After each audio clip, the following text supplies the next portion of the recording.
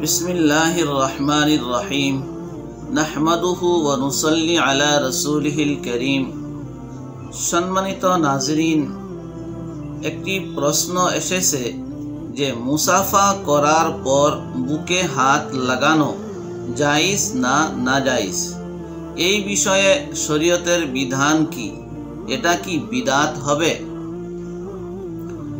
এই প্রশ্নের সমাধানের আগে প্রথমে বিদআতের হাদিস থেকে আমরা সংজ্ঞা জেনে নিই।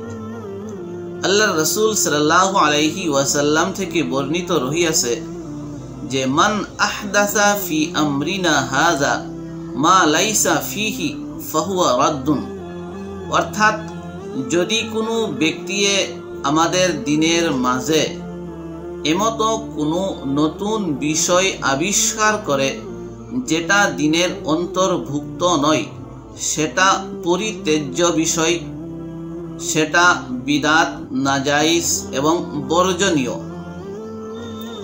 এই হাদিসের দিকে যদি আমরা লক্ষ্য করি তাহলে কি কি শর্তে কোনো নতুন আবিষ্কার বিষয় বিদআত হয় অতি স্পষ্ট হিসাবে আমাদের সম্মুখে আসিয়া যায়। নাম্বার 1,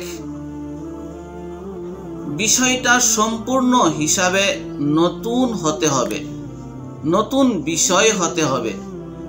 নতুন বিষয় বলতে এমতো বিষয় যেটা আল্লাহর রাসূল সাল্লাল্লাহু আলাইহি ওয়াসাল্লাম তথা সাহাবায়ে কেরামের জামানা তার সামান্যতম প্রমাণ পাওয়া যায় না। নাম্বার 2, নতুন আবিষ্কার বিষয়টা দ্বীনি বিষয় হতে হবে। যদি দ্বীনি বিষয় না হয় বরঞ্চ দুনিয়াবি বিষয় হয় তাহলে সেই নতুন আবিষ্কার বিষয় বিদআত হবে না। যেমন কি আজকের দিনের মধ্যে বৈজ্ঞানিক বিভিন্ন ধরনের নতুন নতুন আবিষ্কারকৃত জিনিস রয়েছে, এমতো জিনিসকে শরীয়তের ভাষায় বিদআত বলা যাবে না, কারণ এগুলো জিনিস দ্বীনি বিষয় নয় বরঞ্চ দুনিয়াবি বিষয়। নাম্বার 3, নতুন আবিষ্কার বিষয়টা সম্পূর্ণরূপে দ্বীনের মাঝে হতে হবে, দ্বীনের জন্য নয়। যদি দ্বীনের মাঝে হয় তাহলে সেটা বিদআত হবে, আর যদি দ্বীনের জন্য হয় তাহলে সেটা বিদআত হবে না।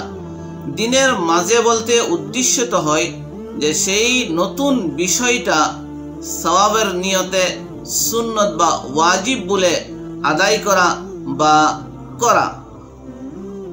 আর যদি সেটা দ্বীনের জন্য হয়, দ্বীনের জন্য বলতে সেই কাজটা মূলত সওয়াবের নিয়ত না, দ্বীনের সহায়ক হিসাবে, মুআবিন হিসাবে করা হয়, তাহলে সেটা বিদআত হবে না।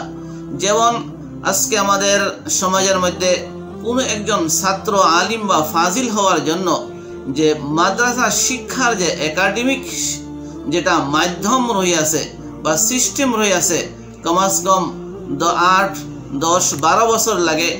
এই একাডেমিক সিস্টেম আল্লাহর রাসূল সাল্লাল্লাহু আলাইহি ওয়াসাল্লামের জামানায় ছিল না, পরবর্তীতে নতুন আবিষ্কার করা হয়েছে।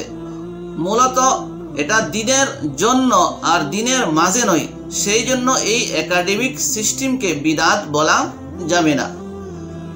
তারপরে আমরা এখন উক্ত প্রশ্নের সমাধান জানি যে মুসাফাহা করার পর যদি বুকে হাত লাগানো সুন্নত হিসাবে বা সওয়াবের আশায় বা এই ধারণায় যে মুসাফাহা করার পরে বুকে যদি হাত লাগানো না হয় তাহলে মুসাফা সম্পূর্ণ হবে না, এমতো ধারণায় যদি কোনো ব্যক্তি মুসাফাহা করার পরে বুকে হাত লাগায় অবশ্যই এটা বিদআত হবে, বর্জনীয় হবে, পরিত্যাজ্য বিষয় হবে।